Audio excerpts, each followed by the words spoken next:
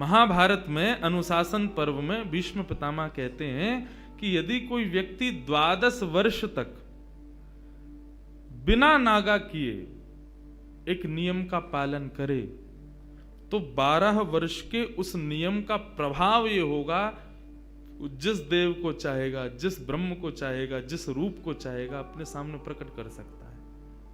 आज भी ये संभव है, लेकिन याद रहे एक दिन भी वो नियम टूटना नहीं चाहिए।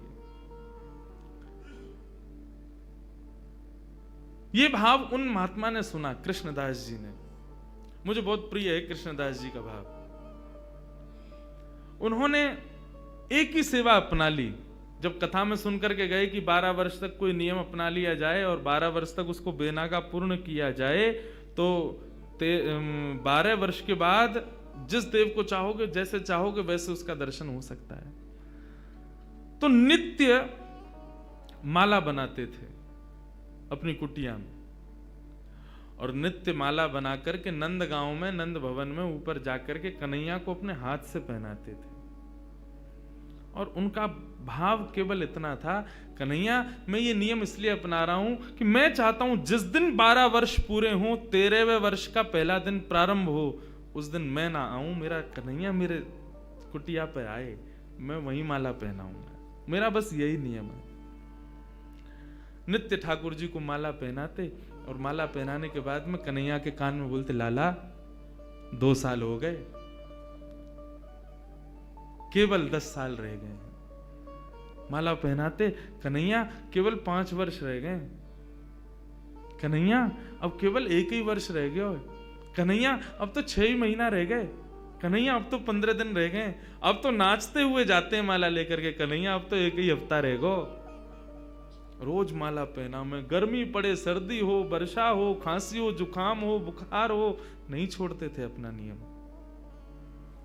आज विश्राम दिवस, 12वां वर्ष का अंतिम दिन, ठाकुर जी के सन्मुख गए, माला गले में धराई, लाला सेवा पूर्ण भई अब मोरी, अब मेरी सेवा पूर्ण, प्रतीक्षा करूंगा, कल 13वें वर्ष को पहला दिन है, तू आइयो, तेरे काजे देख 56 भोग बनाऊंगो, तेरे काजे बढ़िया जो है माला बना के रखूंगो, एक सेज सजा के रखूंगो, ने एक देर पौड़ जाइयो मेरे पास, ने एक मोसो बतिया लियो, और लाला तू को जितनो समय मिले तू उतनी देर को आइयो, लेकिन आ जाइयो।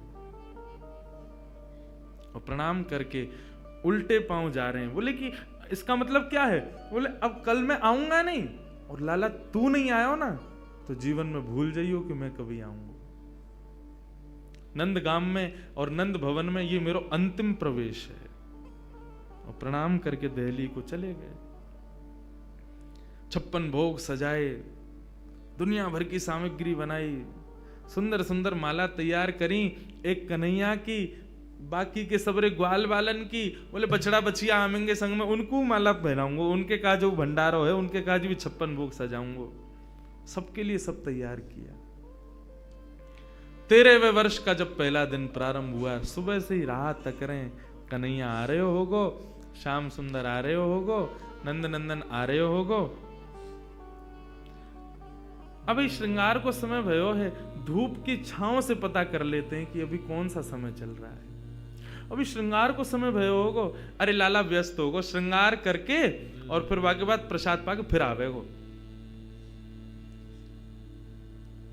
अभी भी नहीं आयो, कोई बात ना, राजभोग पाके आवेगो, गैया चराते हुए चुपके ते आ जाएगो मेरे पास। अपने मन को सांत्वना दे रहे हैं। दोपहर का समय हुआ, सूर्य बिल्कुल ऊपर, राजभोग का समय चल रहा है। कन्हैया आ रहे होगो, बार बार जामे गुलाब जल लेकर के और छींटे मार करके आ जामे। थोड़ी देर में धूप के ताप से, गुलाब जल से वो पृथ्वी फिर से सूख जाती, ठाकुर जी नहीं आए। गैया चरा के दूर चलोगे होगो, शाम को आवेगो, लौटते समय आ जाएगो, 4 बजे आ जाएगो। सूर्य अस्ताचल को जा रहा है और प्रतीक्षा कर रहे हैं। कन्हैया आ रहे होगो, गुलाब जल को छींटा करें, बार बार माला पे जल छिड़क दें, कहीं कोई मक्खी बैठ नहीं जावे 56 भोग पे, वाको विचार करें और फिर देखने लगे कन्हैया आ रहे होगो। नहीं आए श्याम सुंदर। कोई बात ना है, शाम को औलाई करवा करके और फिर रात्रि को प्रसाद पाके कन्हैया फिर आवे वो, तब भी नहीं आए। शयन का समय हो गया, बाबा एक टक बस बैठे हैं, कन्हैया आ रहे होगा। है सके नंदरानी यशोदा नंद बाबा को शयन करवा के आवे गो। रात्रि हो गई, नहीं आए ठाकुर जी। कृष्णदास जी मुस्कुराने लगे। 12 साल से एक टक बिना नागा किए अपने नियम में लगा हूं, आज तक कुछ नहीं मांगा कन्हैया से, केवल ये मांगा कि मेरी कुटिया पे आ जाइयो, मेरे हाथन से माला पहनो, वामू श्रम हेरो याकू। तुरंत अपने 56 भोग को पूरा एक पोटला बनायो, माला उठाई, सब सामान वहां से तुरंत धर लियो और कुटिया में तालो लगा करके बाबा निकल गए नंदगांव से। बोले जीवन में नहीं आऊंगा, मेरे जीवन को सबसे बड़ा अपराध है गयो, मैंने 12 साल या कन्हैया को दे दिए या श्याम सुंदर को दे दिए। अरे काय बात को श्याम सुंदर, काय बात को कन्हैया, काय बात को दयालु, एक भक्त की एक मनोकामना ना पूरी कर सके, ना रहना अब यहां पे।